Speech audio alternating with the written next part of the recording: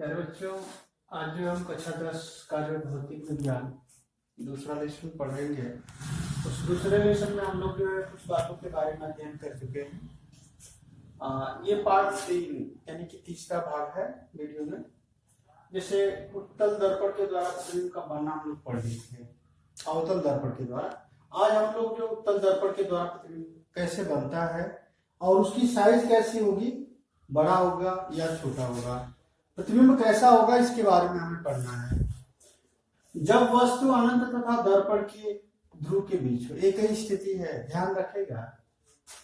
जब वस्तु अनंत तथा दर्पण के ध्रुव के बीच हो तो प्रतिबिंब कैसा बनेगा, कहाँ बनेगा और किस प्रकार का होगा, उसकी प्रकृति कैसी होगी, इसके बारे में जानने के लिए थोड़ा सा ध्यान से देखिए।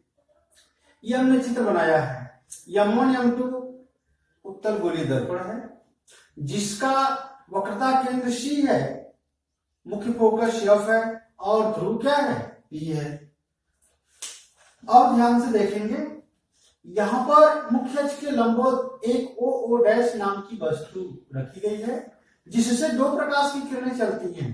एक मुख्य अक्ष के समानांतर जो परावर्तन के पश्चात जो है मुख्य फोकस से आती हुई प्रतीत होती है, और दूसरी प्रकाश की किरण जो है वक्रता केंद्र से होकर जाती हुई प्रतीत, यानी वक्रता केंद्र से होकर आती हुई प्रतीत होती है।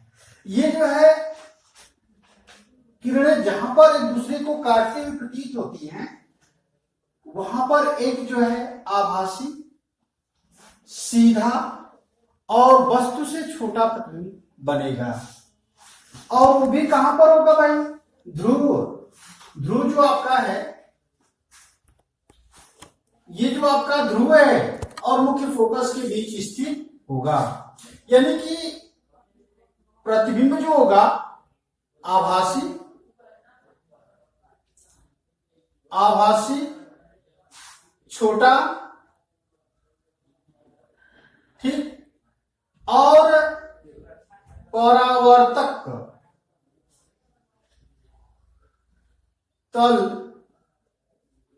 के पीछे ध्रुव तथा मुख्य फोकस के बीच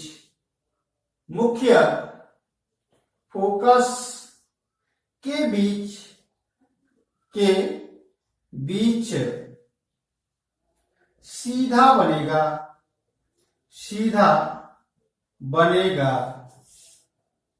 ये जो है उत्तल दर्पण के द्वारा ये प्रतिबिंब बनेंगे, और इनकी जो है आभासी होगा, छोटा होगा, परावर्तक तल के पीछे होगा, ध्रुव और मुख्य फोकस के बीच होगा, और कैसा होगा, सीधा होगा।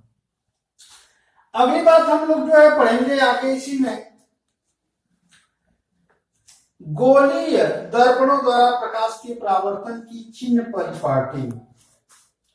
अब थोड़ा सा ध्यान से देखेंगे, आप जो है गणित में कक्षा 9 में अगर पढ़े हैं तो उसमें आप पढ़े होंगे निर्देशांक ज्यामिति में ध्यान से आप देखे होंगे, निर्देश तंत्र होते हैं। ये हम आपको बताने जा रहे हैं निर्देश तंत्र के बारे में, ये निर्देशांक ज्यामिति के बारे में बताने जा रहे हैं। ये जो ऊर्ध्वाधर रेखा है इसको हम जो है कोटि कहते हैं हिंदी में, जिसको y डैश के द्वारा प्रदर्शित किया जाता है। और जो क्षैतिज रेखा है इसको हम जो है भुज कहते हैं, जिसको x डैश के द्वारा प्रदर्शित किया जाता है। जहां पर ये दोनों रेखाएं एक दूसरे को काटती हैं, वह बिंदु जो है ओरिजिन अर्थात उसको मुख्य बिंदु कहते हैं, मूल बिंदु कहते हैं। ये मूल बिंदु से जो दाहिनी तरफ है वो धनात्मक है, जो बाईं तरफ है वह ऋणात्मक है, जो ऊपर है वो भी धनात्मक है और जो नीचे है वो क्या है, ऋणात्मक है। ध्यान देने की बात है कि ये जो मूल बिंदु है, मूल बिंदु से दाहिनी तरफ की दूरी धनात्मक, ऊपर की दूरी धनात्मक, और बाईं तरफ की दूरी ऋणात्मक, और नीचे की दूरी कैसी होगी, ऋणात्मक होगी। अर्थात यदि हम जो है यहाँ पर एक दर्पण बना दें, ये हम दर्पण बना रहे हैं, ये हमने दर्पण खींच दिया। ये कौन सा दर्पण है भाई? उत्तल गोलीय दर्पण है। ध्यान से देखेंगे, ये कौन सा दर्पण हो गया भाई? उत्तल गोलीय दर्पण हो गया। इस उत्तल गोलीय दर्पण में आप ध्यान देने की बात आपके सामने है कि ये वस्तु आपकी यहां पर रखी जाए, देख रहे हैं? तो ध्यान से देखेंगे, ये वस्तु रखी गई है तो ये दर्पण का क्या होगा? ध्रुव होगा। जो आपका मूल बिंदु था वह दर्पण का क्या हो गया? ध्रुव हो गया। तो यहां से यहां तक की जो दूरी होती है उसको आपको हम बताने अब ये जा रहे हैं कि ये दूरी क्या कहलाती है और इसका चिन्ह कैसा होना चाहिए। ध्यान से देखेंगे, यहां से यहां तक की जो दूरी होती है उसको हम U से प्रदर्शित करते हैं और ये जो दूरी होगी वह ऋणात्मक होती है। कैसी होती है? ऋणात्मक होती है। यानी कि ये वो जो डैश ये वस्तु है, वस्तु और ध्रुव के बीच की जो दूरी होती है वह -U भी आप लिख सकते हैं। अर्थात ध्रुव से बाईं तरफ की दूरियां ऋणात्मक और दाहिने तरफ की दूरियां धनात्मक होंगी। और मुख्य अक्ष अगर इसको मान लिया जाए तो मुख्य अक्ष से ऊपर की दूरियां क्या होंगी भाई? धनात्मक और नीचे की दूरियां ऋणात्मक होंगी। जैसे हम इसमें अब बात कर रहे हैं तो ध्यान से देखेंगे, पहला ये है, पहले आप ये जाने कि जो आपका जो है ये जो नियम है उस नियम में पहले आप देखें। पहला आपका नियम है, दर्पण पर प्रकाश की किरणें, दर्पण पर प्रकाश की किरणें सदैव बाईं ओर से डाली जाती हैं, बाईं ओर से डाली जाती हैं। ये पहली बात आपको ध्यान देनी है विशेष रूप से। जब भी आपकी वस्तु होगी तो दर्पण के बाईं ओर होगी, वह उत्तल होगा तब भी, अवतल होगा तब भी। दूसरा नियम क्या है भाई? आपतित किरण की दिशा में, यानी सभी दूरियां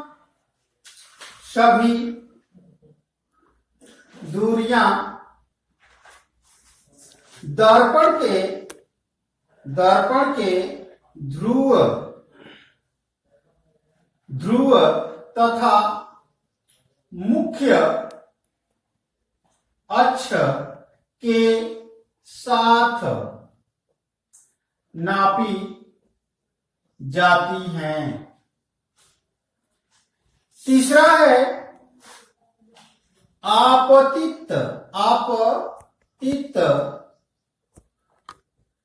किरण की दिशा में नापी गई दूरियां धनात्मक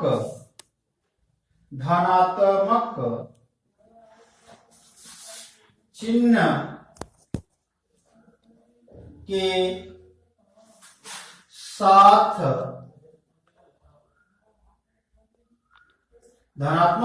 साथ तथा विपरीत दिशा में नापी गई दूरियां ऋणात्मक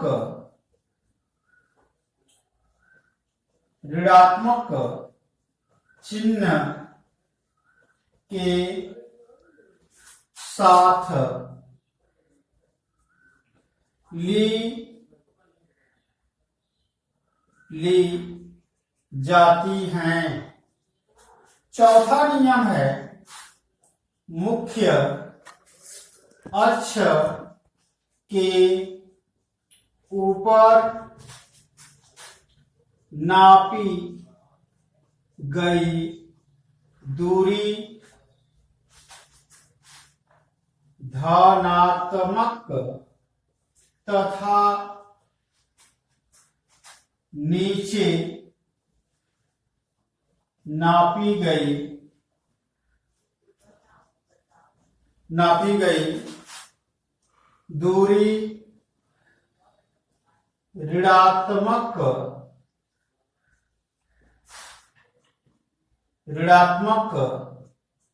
चिन्ह के साथ ली जाती हैं।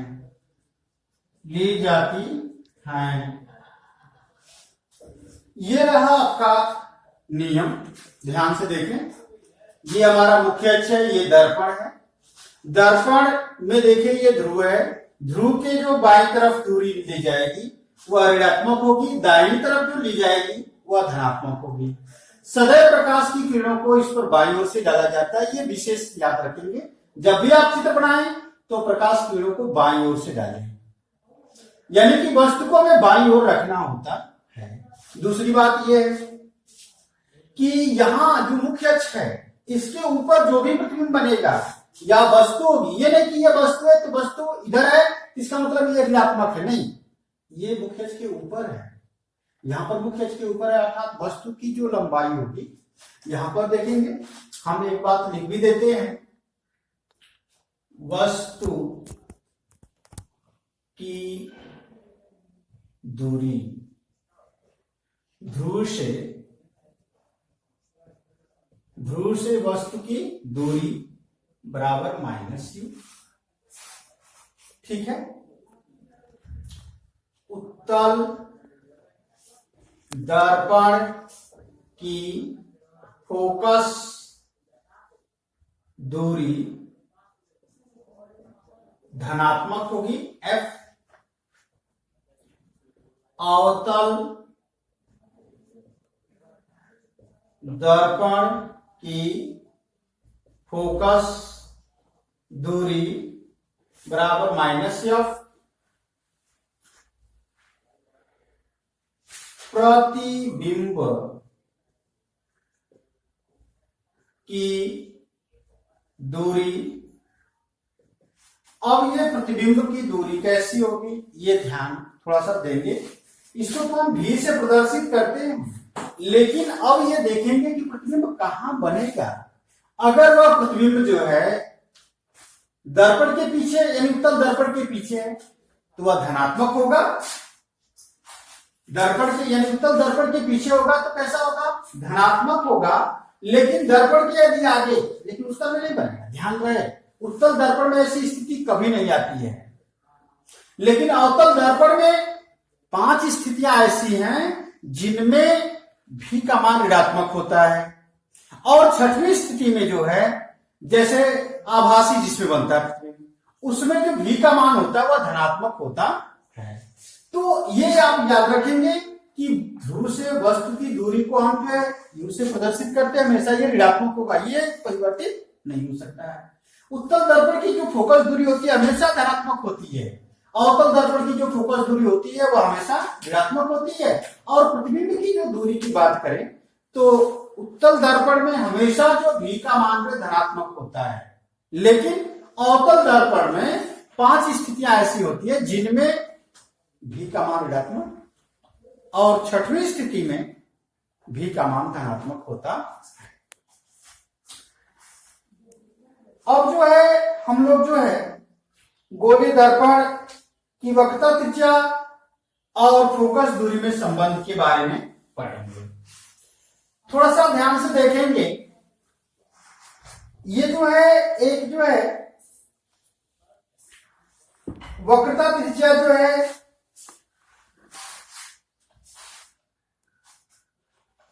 ये आपका है वक्रता त्रिज्या और फोकस दूरी में संबंध है।